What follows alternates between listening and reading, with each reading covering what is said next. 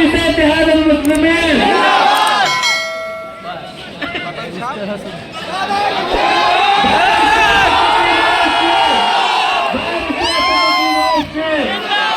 अरे भाई आगे बढ़ो, अरे भाई संघर्ष करो, हमारा इत्तेहाद मजलिस इत्तेहादुल मुस्लिमीन।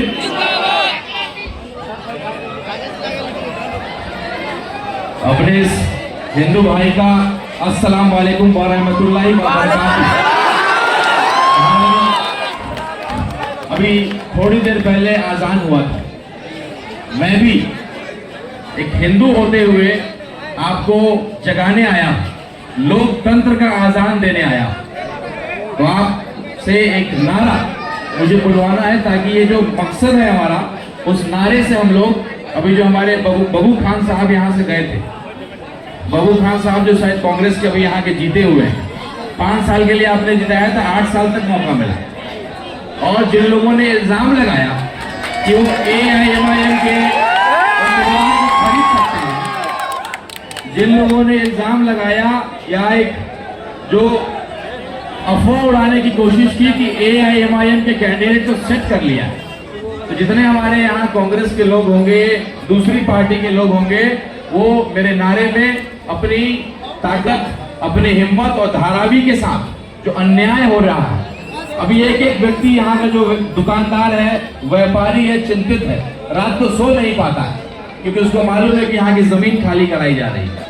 अब कहाँ आपको ले जाके पटक देंगे? करोड़ों की जमीन, सबसे सेंटर में आप काम कर रहे हैं, लेकिन शायद आपको कहीं दूसरे कोने में, मुंबई के किसी कोने में पटक दिया जाएगा। आप सब लोग चिंतित है ना इस बात को लेकर, एक एक व्यक्ति चिंतित है ना। तो इस लड़ाई को लड़ने के लिए शेर की जरूरत पड़ेगी, और वो शेर हमारे बैरिस्टर असदुद्दीन ओवैसी साहब है, उनकी पार्टी। तो मैं चाहता हूं कि मैं एक नारा जो बोलूंगा, अब अपनी पार्टी आप बोलेंगे अपना वोट, ये नारा इतना जोर से जाना चाहिए। हमारे जो बबू खान साहब जो चले गए होंगे शायद किसी इलाके में होंगे, उन तक ये जानी चाहिए, कांग्रेस के लोगों तक जानी चाहिए, ताकि उनको पता लग जाए कि आपकी औकात नहीं है कि MIM के कैंडिडेट को आप सेट कर सकें। हाथ उठा के 7 नंबर, हम साथ हैं वाला ये लेकर के हाथ को, गुस्से को, धारावी की लड़ाई को लड़ने के लिए मैं बोलूंगा अब अपनी पार्टी, आप बोलेंगे अपना वोट, ठीक है? क्योंकि अब तक हमारे पास कोई विकल्प नहीं, इसीलिए मजबूरी में हम लोग किसी को वोट करते आए।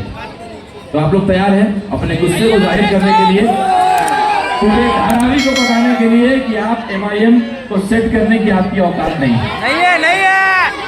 अब अपनी पार्टी,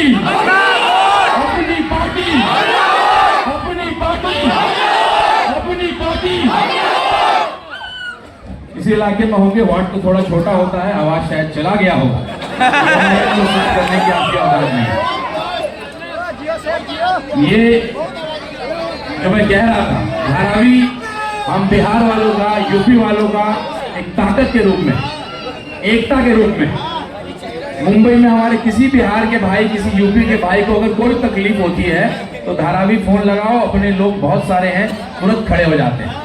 तो ये इसके पीछे जो मकसद है धारावी को बांटने का, हटाने का, तो हमारी एकता है, जो हमारी ताकत है, उसको बहुत ही महीन तरीके से काटने का, और आप सब लोग की दुकानों को, आपकी जमीनों को हटा करके पूरी जगह तितर-बितर कर देंगे। जो आज एकत्रित होकर के आप एक ताकत आपने जो इकट्ठा किया है, उसको हटाने की साजिश, तो उसको दिखाना पड़ेगा, उसकी शुरुआत करनी पड़ेगी। जो कांग्रेस के लोग हैं, जो लगातार आप लोगों ने उनको मौका दिया, अब जरा सा शेर और शेर की पार्टी आ गई है, तो छोटा छोटा गर्दन दीजिए, दहाड़ने की शुरुआत करिए। ये जो चुनाव है, ये चुनाव इसकी शुरुआत है कि वार्ड नंबर 184 हमारे सबीना आरिफ, जो हमारी यहाँ की उम्मीदवार है, हमारी बहन, उनको जिता करके, अमीना आरिफ जो हमारी बहन, जो यहाँ की उम्मीदवार है 7 नंबर पे, उसको जिता करके इसकी शुरुआत करेंगे। और ये जो आपका पारिवारिक सिलसिला चल रहा है, उसका खात्मा भी करेंगे। एकदम आज जो आपके उम्मीदवार हैं, जिससे आपकी लड़ाई है, लोग कहते हैं, मैं तो नहीं मानता हूँ, हम जो करने निकले अपनी जमीन को बचाने के लिए एक बुलंद आवाज की जरूरत है, और वो बुलंद आवाज AIMIM का है, बैरिस्टर असदुद्दीन ओवैसी साहब का है। पतंग के निशान का है, वो आपसे नहीं हो पाएगा। आपसे कैसे हो पाएगा? कुछ दिन पहले आपने ही तो कहा था कि मैंने कांग्रेस को इसलिए छोड़ दिया क्योंकि मैं कांग्रेस में रह करके लोगों की आवाज नहीं उठा पा रहा। कहा था ना हमारे जो कैंडिडेट है कांग्रेस के, जो अभी है ना, कहा था ना, ऑन रिकॉर्ड है, आपको शेयर कर दिया जाएगा। जिस व्यक्ति ने कांग्रेस से इस्तीफा दिया और बोला कि मैं इसलिए कांग्रेस को छोड़ रहा हूं क्योंकि मैं अपने लोगों की आवाज को नहीं बोल पा रहा था, अपने लोगों की आवाज को नहीं उठा पा रहा था, उनके मुद्दों की लड़ाई को नहीं लड़ पा रहा, तो अब आप फिर कांग्रेस में आ गए और फिर हम आपको जो है आपके झूठी कहानियों में फंस जाए। इतने बेवकूफ हैं। ये गलती हम लोग नहीं करेंगे क्योंकि पहले विकल्प नहीं था। अब अपनी पार्टी अपना वोट है, ये ताकत हम लोग समझेंगे। कांग्रेस के किसी नेता की औकात है क्या कि वो कह दे कि कोई हिजाब वाली यहाँ की प्रधानमंत्री बन सकती है? किसी नेता की औकात है क्या ये बोलने की? अरे बनाना नहीं बनाना तो दूर की बात है, अरे कम से कम बोलने की औकात है क्या तुम्हारी? नहीं है औकात। कई पार्टियां हैं, एक पलटू चाचा बिहार में, एक पलटू चाचा यहाँ के, कभी यहाँ पलटे कभी वहां पलटे। चुनाव आप